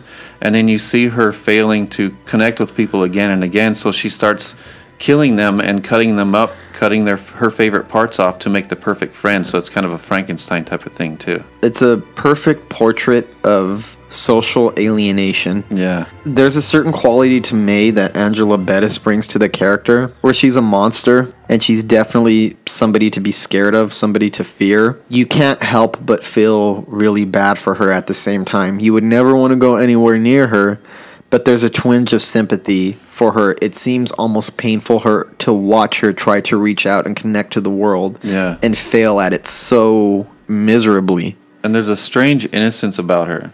And I think that makes it a little bit creepier, is her childlike innocence and the way that she acts. You could tell that her mind is so damaged and so traumatized that her way of taking all this out, she plays it as if it's normal, as if there's nothing wrong with it, as if it's kind of cute, as, oh, look what I'm doing now, I'm making a new friend. She doesn't stitching together, and that just drives up the creepy factor for the movie. She doesn't seem to get the gravity of what she's doing. She doesn't seem to realize that she's cutting human beings apart and sewing them together. She's making like a big life-size doll, because that porcelain doll was kind of a part of her childhood and kind of what traumatized her. And this movie would not work without Angela Bettis' performance, because it's one of those films that's a horror movie but also a character study, a very intimate character study of a very specific type of person, of a very specific type of sociopath who's been alienated by the rest of the world. And without a great performance at the center, a movie like this could just not work without it. It seems like it was made for her, where you can't imagine anyone else in the part of May besides Angela Bettis. And I think she created a truly special horror character, and one of the most original horror films I've ever seen. And a great performance. Probably one of the best performances in a horror film of that decade. It's dark, it's funny, it's sad, it's gory at times. It has a lot of elements going for it, and disturbing. And disturbing, and on top of all of it, it's completely original. That's why I love May, and that's why it's my number 15 of the 2000s. My number 15 is Saw, which you actually had on your list previously. This for me is one of James Wan's best movies. Not quite his best, but one of his best. And one of the most, like Hostel, one of the most important films of the 2000s, one that shifted the direction that horror was going in. Because don't you feel during this decade, like I feel like the 2010s, this decade has been a stronger decade for horror than this one, than the previous one.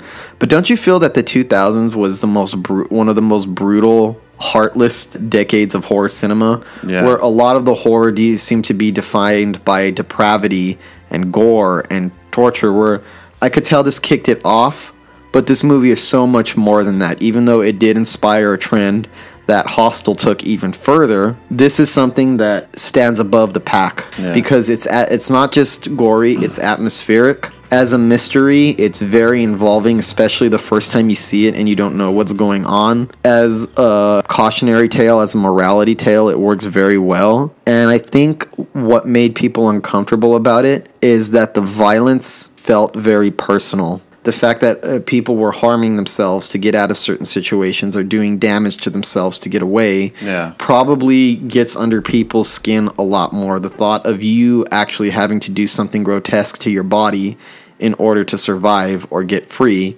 and to have it done because you don't appreciate anything in your life, or you don't appreciate how it's going. Yeah, or you have to betray another human being. Yeah. And cause the death of another human being in order to ensure your own survival. And it puts the audience, I think, in a very uncomfortable state of mind where you have to consider, if I was in this situation, how would I react and how would I do? And the thought of being in these situations, trapped in Jigsaw's little fucked up scenarios, is nightmarish. It's something that when you think about it, it makes you feel a little sick. Oh man, if I had to kill somebody to get out, if I had to cut my leg off, if I had to do this or I had to do that. I think that's what bothered people about the film's violence at the time, because what came after it was so much gorier than what was in this. Yeah. But none of it felt as personal in the Saw sequels. I like how it makes you wonder if these people deserve it too. Yeah, and that's another thing, and it makes you question yourself. Yeah. It makes you look at, like, well, I don't always appreciate my life, and sometimes I'm ungrateful, or I'm pissy, or I'm not appreciating what I have before me. And it has an air of prestige to it by having Danny Glover as such a big part in the movie. It's such a fresh take on a horror movie, so original. It's hard to appreciate that originality when it's become a formula and been beaten to death so many times. But if you can stand back and forget the formula and forget the cliches, you could see how original Saw actually is as a film. Yeah, and the whole franchise had a lot of talented people working for it. Even the movies, the sequels that weren't that good had some talented people involved. That's why they always ended up with some... Even the bad ones actually had some really good kills and some really great gore in them.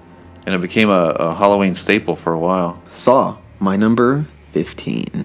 Listen to this podcast, or I'll stab your eardrums with an ice pick. That brings us to my number 14. We've mentioned a little bit of found footage on here so far, and one of my personal favorite found footage movies is REC from 2007. It was directed and co-written by Jaume Balguero, Paco Plaza. It was made by both of them, and it's interesting what these two directors did.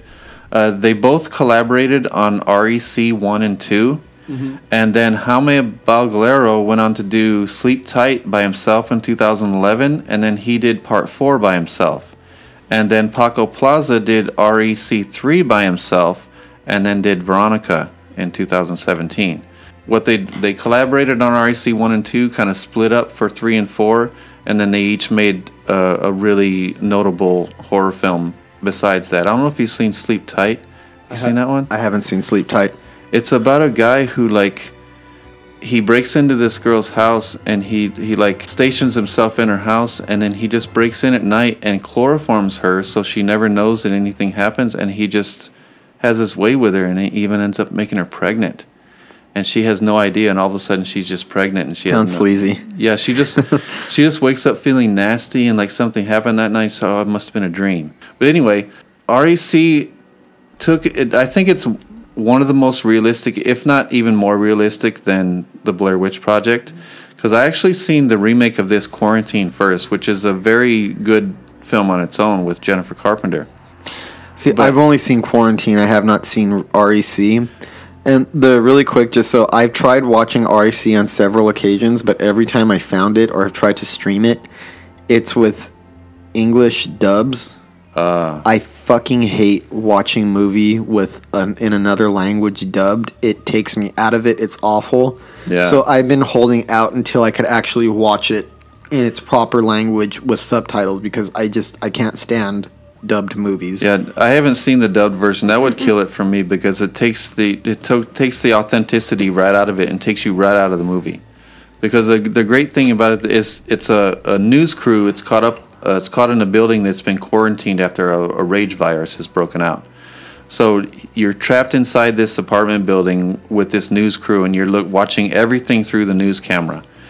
And the Quarantine was a almost shot-for-shot remake, and then you really see in this one that the original vision of this was much more visceral. It was more real, and I thought that Quarantine was realistic until I saw REC.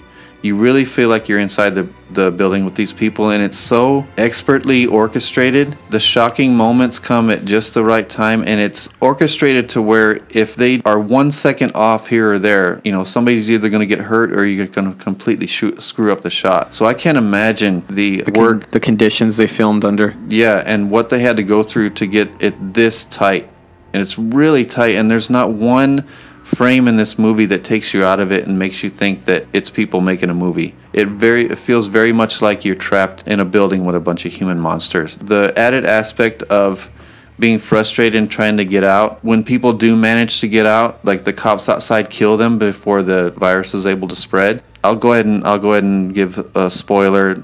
REC 2 is going to come later on my list. That's one of the most impressive things about this series is that REC comes out and it's one of the greatest, one of the scariest found footage films I've ever seen, and then to come out later with REC 2, which is even scarier, even more visceral, and it adds another element to the story that completely changes it. So I'm very impressed with the REC films, and that's why REC, the first one, is at number 14 on my list. My number 14 film is Frailty, directed by the late, great Bill Paxton. Oh man, that's one of my favorite films of all time, and it's not anywhere on my list because I personally consider it a horror film, but it's not enough of a horror film for me to add it on my list. For me it is, just because this whole scenario is very horrifying. They're demons. Demons. So this is just a synopsis, just so I don't have to break the whole thing down. A man confesses to an FBI agent his family story of how his religious fanatic father's visions led to a series of murders to destroy supposed demons. And I really love this one just because I think it's very well acted.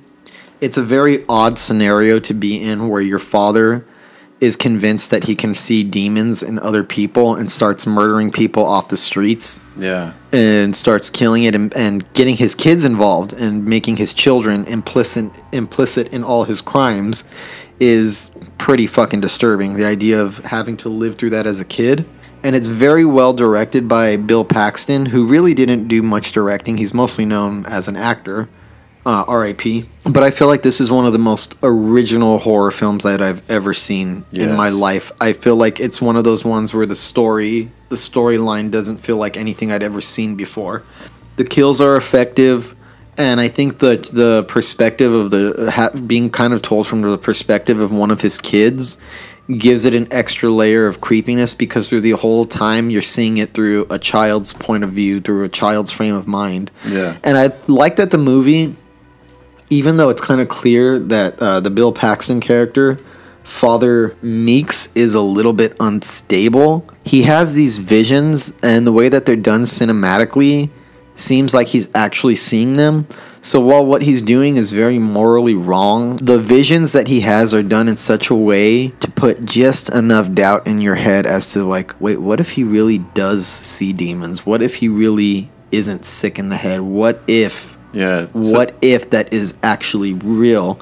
And that factor makes the film more special than it would have been if it didn't have that factor. And I love Matthew McConaughey in this. I love Bill Paxton in this. Who else? Powers Booth is really good. The twist to the story, I love the way that unfolds. I like that it leaves it a little bit ambiguous so it could swim in your head a little bit longer. You know, I like it gets little glimpses of, oh, hey, this is real. Mm-hmm. Hey, this is real, but then you doubt yourself because something else, and you doubt yourself along with the kid doubting himself. He's kind of confused, just like you are. And then the dynamic of one of the kids being completely convinced, like, oh, Daddy's right, and then the other one's saying no. No, it's wrong. A great performance by Bill Paxton. He did a fantastic job directing this, and the complicated moral questions that it poses add an extra layer to the horror that happens in the film. Yeah, and it makes you wonder if you were tasked with that, if you were tasked with those visions, and you were able to see that, would you follow through with murdering these people? Or would you commit yourself to a psychiatric ward? Would you trust your visions that deeply? So we're getting down to the last ones that we can share for today's podcast. Yeah, we're going to go down to 13 today, and then we're going to do the top 12 on the next podcast. And coming in at my number 13 is another one of my favorites of all time. Triangle, written and directed by Christopher Smith, who also directed Severance in 2006. The great understated scream queen Melissa George. This is her second appearance on my list. She was in 30 Days of Night. But she plays a single mother who raises an autistic son. Because of the stress that she's under, she kind of takes this offer from one of the patrons that's in the diner that she works at. And she goes on a cruise on his yacht with him and his friends. And they crash in a storm, so they seek refuge on an abandoned ocean liner that they find out on the ocean. And they get on it and realize that it's abandoned, and the clock is stopped. And then they start getting hunted by people one at a time. What's even more impressive than how well the premise is played out is how much of a mindfuck it is. The more that's revealed, the more perplexing it gets, and the more mind-boggling. The visuals are pretty disturbing, especially when Melissa George realizes who's trying to kill her. I'll go ahead and say it's a time loop movie. So once she realizes the implications of the time loop that she's in, it's more satisfying than most mindfucks I've ever seen. And maybe it's me personally. I haven't met very many people that love this movie as much as I do. But I just think it's a pitch-perfect movie, and when I think of mindfuck, I think of Triangle. That's interesting, because I saw it a long time ago, and I only saw it once. But from what I recall of it, I didn't enjoy it much at the time. Granted, this was years ago, so I would need to give it a rewatch. But just based on my memory of it, I couldn't put it on my list just because I remember not enjoying it. However, I'd be willing to see it again.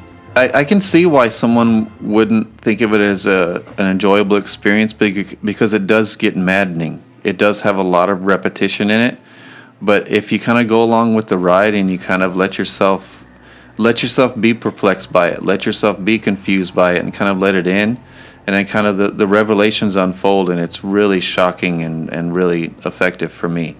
And I love some of the images in this movie I'll never forget. So that's why Triangle, written and directed by the great Christopher Smith. This is one of my guys right here. I just like his sensibility. I like the way he writes. I like the way he directs. And he's one of those directors where I love it because it's a singular vision. Like he directs what he writes. My number 13 is from 2007, Grindhouse, which is actually a little bit of a cheat because this is a double feature. And this is another one where, like Paranormal Activity, it's better seen with a big crowd of people. Seeing this on the big screen on opening night with a packed audience, and mind you, this movie actually bombed when it came out. It's probably the biggest flop of Quentin Tarantino's career. Yeah. I would have never known that because when I saw it opening night, I saw it in a packed audience. It was the equivalent of going to a rock concert. It felt rowdy. It was the greatest. Yeah, raucous. The whole audience was hollering and cheering. So the concept of Grindhouse, for those who don't know, and I'm pretty sure everybody does, is it's a throwback to the 70s exploitation Grindhouse films that Quentin Tarantino and Robert Rodriguez grew up on. So they each directed their own exploitation film. Robert Rodriguez did Planet Terror, which is in the vein of something that John Carpenter would do, but a lot more silly, and with a lot of the exploitation elements that pump it up and make it more ridiculous than anything John Carpenter's ever done. And Quentin Tarantino's slasher/car chase hybrid film, Death Proof. Yeah. And in between, we have fake movie trailers from the likes of Rob Zombie, who did a fake trailer for a Nazi what do you call those? Nazi exploitation movies. Yeah. It's a certain subgenre, Werewolf Women of the SS. Yeah. Absolutely fucking silly. You got Edgar Wright's trailer for Don't, which looks like a mishmash of Suspiria and other horror movies, the images. And then you got the best of these three trailers is actually Eli Roth's Thanksgiving, Yeah. And it's probably the best because even though this aims to be like a 70s grindhouse experience with the double feature and the fake trailers, the actual exploitation grindhouse movies were a little bit sleazier than what Robert Rodriguez and Quentin Tarantino actually give. Yeah. Thanksgiving is actually as sleazy and as trashy as all those exploitation movie trailers actually were. Yep. The trailers are a blast, and I think Robert Rodriguez with the first film did a pitch perfect zany zombie comedy that I actually prefer to Shaun of the Dead. Yes, I love it. Blasphemy, I know. The look of the movie looks like a beat up 70s film print, and what's more remarkable is Robert Rodriguez actually shot it in digital. You can't tell. It has the vintage quality to it. The gore is so over the top and so absurd and so ridiculous that you just get off on it. Yeah. That just makes you giggle. The image of Rose McGowan as Cherry Darling with a machine gun strapped to her leg takes like the best and most ridiculous imagery of like grindhouse, and even reminds me a little bit of Ash from The Evil Dead, how he has a chainsaw attached to his stump where his hand was removed. This takes that a step further by giving her a machine gun with a rocket launcher on it. Yeah. All the performances are really ridiculous. It has a very high camp spirit. The gore is over the top. The film stock looks not film stock, it's digital. It looks like a beat up film stock. It's fucking funny from top to bottom. It's joyful. It's very infectious and exciting to sit through, and it's one of those movies that gets the audience really fucking pumping and pumped up. Yeah. And then Tarantino's one, which is a little bit slower, a little bit different, Death Proof, is a very unique movie because it's something of a slasher film, but it's not really.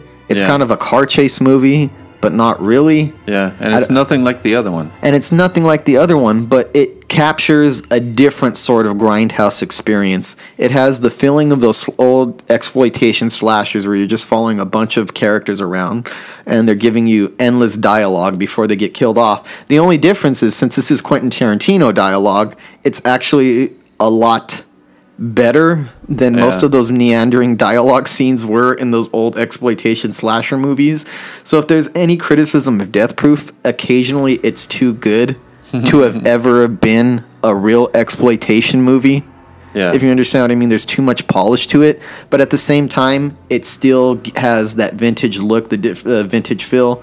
And Tarantino actually shot this one on 35 millimeter, the purist that he is, and actually damaged and fucked up the film stock to get it to look that way. Yeah. So you have a very marked contrast, a digital movie that achieves its look, and then Quentin Tarantino trying to do it in a more authentic way. But I think Kurt Russell is a great slasher killer, a stuntman Mike, except he uses his car instead of a hatchet, as they say in the movie. He uses his car. And I think the car crash scenes are really effective pieces of slasher iconography, even though there's no gun. The way that they... and I hope I don't sound sick here, but the way that they rip the bodies apart, the way that they go crashing through the windows, the way that a character's face is torn off by the tires, the way that the leg, the slow motion, the way that the leg gets chopped off, all really very much in that vein.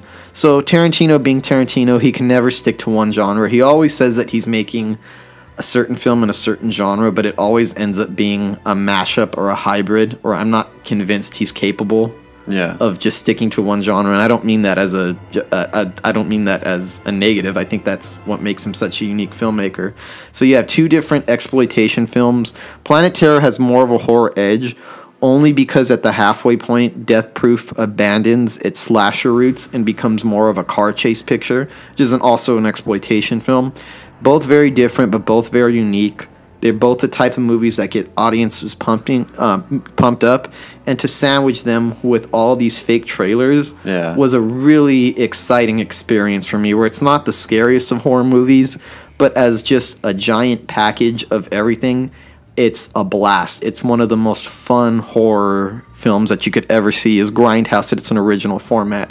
And they both actually stand really well on their own as their individual films. I've seen the extended cuts, but nothing can compare to the actual experience of what it was like to watch Grindhouse. It's like raucous entertainment for people who like their horror gory and over the top and ridiculous, and who'll sit there and cheer and get their fist pumping at the screen. Yeah. Very fun. Just a pure blast from start to finish. It kind of elevates those exploitation films to a higher plateau because they're better made than any of those movies actually were. So it's almost like an idealized version of what grindhouse and exploitation cinema actually is. And just like I said, one of the best times I've ever had in a movie theater, and for that reason, it is number 13 on my list. Yeah, that was a very ballsy event film right there. Yes, it was. It ended up backfiring financially, which is unfortunate because I would like to see more projects, experimental event movies like this get done. But I'm glad that it was done because over the years, it's built up a kind of cult audience where a lot of people have seen these movies separately. But if you're one of the people who's seen the original in its original format, and now it's available on Blu-ray, you could actually watch it on Blu-ray the way that it showed theatrically. Yeah. It's like one of those things where you tell people, like, man, that was something special. Or like, yeah, they're good films on their own, but watch them together. Yeah. Watch it in its original format, and it's just it's the whole package. Just nothing but bang for your buck. All right, that concludes our first part of our favorite horror films of the 2000s, from 2000 to 2009. And on the next podcast, we're going to do our top 12. Horror show exclusive. And don't forget to watch our variety show. If you're listening to this on Saturday, then you missed last night's show, which had a brand new horror for teens where the kids reviewed Reanimator. And it also had another Gargoyle Media short, Nightmare on Sesame Street with Elmo. So it's a parody of A Nightmare on Elm Street and Sesame Street. It's pretty funny. Yeah, so if you missed that, check out the rerun on Sunday night on the American Horrors channel. You can watch that on Roku or online at AmericanHorrors.com or StrictlyStreaming.com. Yes. So until next week, happy horror. Happy horror, everyone.